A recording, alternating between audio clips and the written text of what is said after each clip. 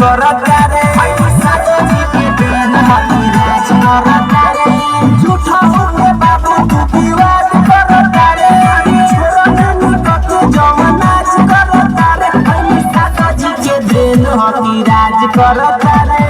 सातो जी के देन हकी राज करता रे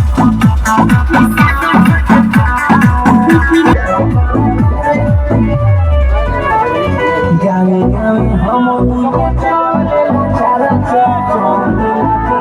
हो जाए चारा पता बोले खाने में सातल भारत